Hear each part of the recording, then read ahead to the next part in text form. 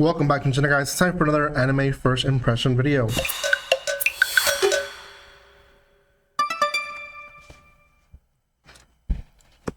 Welcome once again. We're going to be reviewing or giving my first impressions on I'm in Love with the Villainess. It's a series released here on Crunchyroll. This one is released both subbed and dubbed. I think the dub came out like an hour later, but pretty much the same day, which is amazing. The Crunchyroll is doing more series like that. But before anything, guys, if you haven't done so by now, make sure you subscribe to my channel. There is quite a bit of stuff that I'm giving my first impressions to today. I think I recorded maybe already 5 or 6 videos today.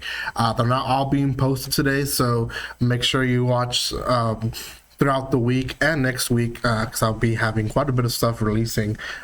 This one itself is a pretty decent series, to be honest. It's in the villainous type of genre, if you want to say, but it's unique on its own, you know, and there's a lot of other ones that you can watch here on my channel. So the best way to do that is to subscribe, and you guys can also comment, like, and share, because that helps tremendously here in this channel.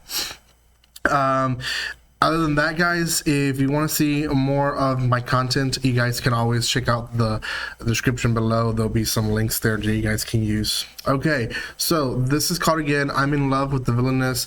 I watched it, part of it subbed, and then I realized that it was dubbed, so I finished it dubbed, just because I kind of want to watch this one, and I'm in the iffy side, but now that I know it's dubbed, I think I'm gonna watch it for sure. It's cute. It's definitely not in the genres that I usually like, but it's still cute, and it's doing a decent job, to be honest. It follows the story of a particular girl. Her name is Ray in the game. She's reincarnated into the game, and Ray is the heroine in the game. Now, she has a previous life to this where she was a corporate drone, and she really put all her life and effort to her corporate job, but then away from that, everything else was dedicated to this particular game. So much that eventually, towards the end of the episode, we find out that she made a fan fiction on it, and she knew everything about the game, everything, which kind of helps with the plot.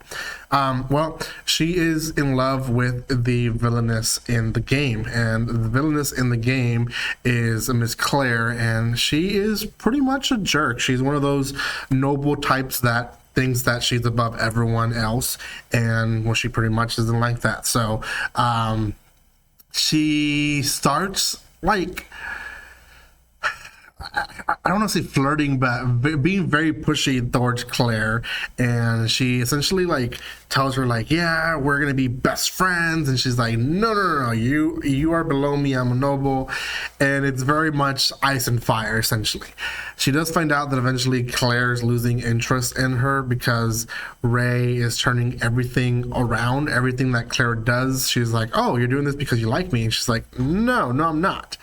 So Ray does eventually decides that the best way to do it is to play the game a little bit properly, so that Claire still hates her and there's that still interaction amongst themselves. So what is the game itself? Well, the game is supposed to be Ray falling in love with one of the multiple princess, which there's 3 of them. There's 3 prince, and Claire's in love with one of those, which is why she becomes the villain in the actual game. Well, Ray is not interested in that. She in fact wants to hook up Claire with the prince that she's in love with, but in doing so, she finds the attraction of the other prince that are there as well, because, you know, she's just being different than everyone else. The last third of the episode is essentially them testing, and Claire and Ray go into a deal that if Claire scores higher than Ray, then she has to do whatever she wants, and vice versa. Ray's like, okay, sounds fun, then you have to do the same thing. Now this is where it plays on, that we eventually find out that she knows this really well, and that's because she does really well in the magic tests. In fact, she turns out to be number one, she's unmeasurable. That's how good she is. And two, she turns out really well in the written test, and that's because she memorized the answers. Yeah, it's insane, but she is that good of I guess a fan of the game. And yeah, that in a nutshell is the first episode. Thoughts? I think overall it's a good premises. It's comedy based, it's funny, it's quirky. I like the whole villainous genre, which we've had for a while now. They're playing with it now more, where the main character now is not the villain, but the villain is still not going to be the villain at the end of the day, because you can tell Claire will eventually not be the villain. So they're still playing with the villain genre. It's a little different. The main character is back to being the hero, or like the main character of the story, but there's still going to be essentially a change to the story to where the villain more than likely is not going to be the villain anymore. So I really like that. I really enjoy that.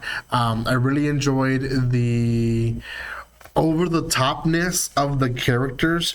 Sometimes when they're reincarnated into games, they lose a lot of the gameness of the thing, and I think, and it adds to the comedy as well, that the characters are still very Ultimate style characters. They're very over the top, attractive, and they know they're attractive, and girls are all over them. Like it's very much a game, you know. You still have that feeling of, oh yeah, she's living in a game. Whereas I feel other series sometimes, when someone's reincarnated into a game, or even if they're playing a game, they're not even reincarnated. Sometimes they do a job where, and I don't know if it's on purpose or not, but I feel like it's not, where you kind of forget that they were reincarnated, or that they're reincarnated into a game, and characters act a certain way in a game that is not the same